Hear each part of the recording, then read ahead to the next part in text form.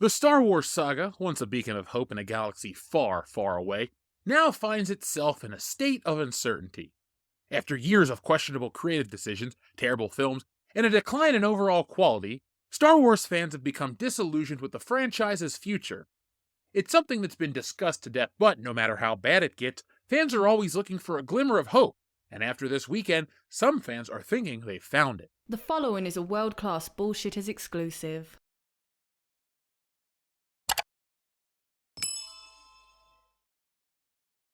Disney has announced that Pedro Pascal and Grogu will be returning to the big screen in a new Star Wars film. The movie, titled The Mandalorian and Grogu, will follow the beloved duo on a new adventure. A first look at the film was shown at D23, featuring a glimpse of the Mandalorian and Grogu, as well as a cameo from Babu Frick. Some are hailing this a massive win for Star Wars, proclaiming that Star Wars is saved. Then there's everyone else who isn't fully convinced of anything, since they've been burned so many times before. And finally, there's me, and I'll tell you all about my take in just a moment. But before we do, today's video is brought to you by me, Jeff Hicks, and my graphic novel, Stealing Solo. It's been 5 years since the last Star Wars film graced the silver screen. A once-in-a-generation cultural phenomenon, the franchise has begun to feel more like a burdensome obligation than the formerly life-changing event known as Star Wars.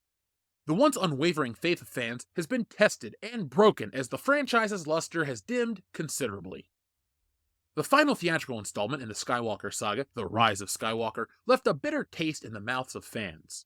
Often criticized for feeling rushed and inconsistent, the film struggled to reconcile plot points established by its predecessors. Many fans felt the narrative was overly reliant on fan service, sacrificing character development and originality. Additionally, the film's handling of key characters like Rey and Kylo Ren was deemed unsatisfying, leaving many unanswered questions. Ultimately, The Rise of Skywalker failed to deliver a cohesive conclusion to the Skywalker saga. The film's reception, coupled with a series of lackluster television spin-offs, has ignited a growing concern about the future of Star Wars. The franchise, once a cultural behemoth, has experienced a noticeable decline in popularity. Box office returns, merchandise sales, and social media engagement suggest a waning interest, and streaming numbers and industry trends indicate a similar pattern. This downturn stands in stark contrast to the franchise's peak, raising questions about its future trajectory. Amidst this unsurprising decline, one beacon of hope emerged: The Mandalorian. Okay, that's a little dramatic, but come on, this is Star Wars. Someone's got to bring the fun back, right? When The Mandalorian dropped at the end of 2019, people were surprised. It not only hooked audiences with its blend of classic Star Wars, but it also introduced new characters that didn't completely suck, such as Cara Dune, Queel, and Grogu, affectionately known as Baby Yoda. After years of Rey, Kylo Ren, and Rose Tico, these characters were a welcome surprise for fans. The Mandalorian's early success showed that in the right hands, Star Wars can thrive in the 21st century. However, that momentum proved too difficult for Disney to continue after just one season. While The Mandalorian initially garnered significant praise, it has not been without its detractors. Season 2 changed the dynamic of the show, and that angered a lot of people. The common complaint centers on the series' deviation from its titular focus. Despite being named The Mandalorian, some viewers argue the show often diverges from exploring Din Djarin and puts too much focus on side characters.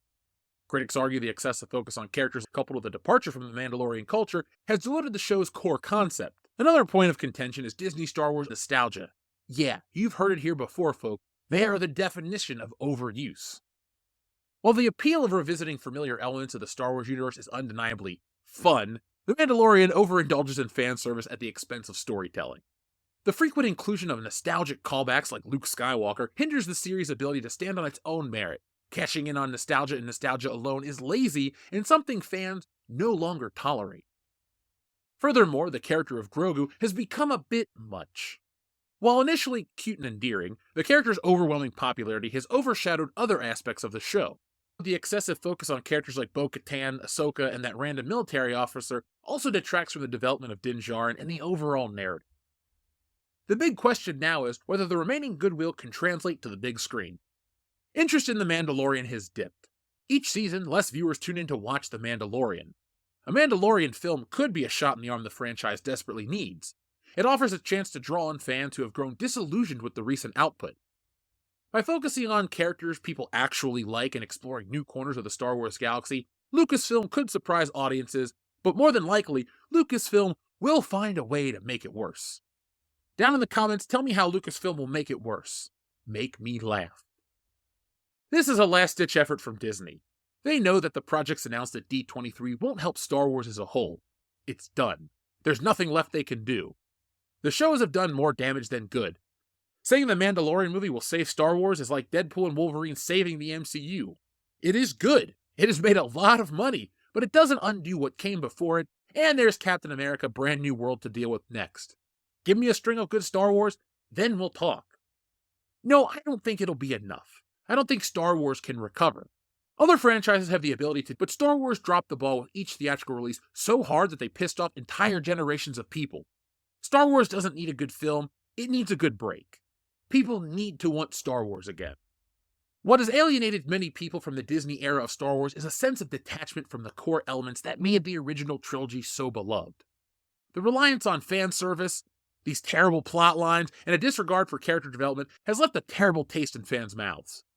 It is true that time heals all wounds, but it's only been a few weeks since The Acolyte, and it's only a few more weeks until that Lego movie. And by the way, look for a video out on that soon.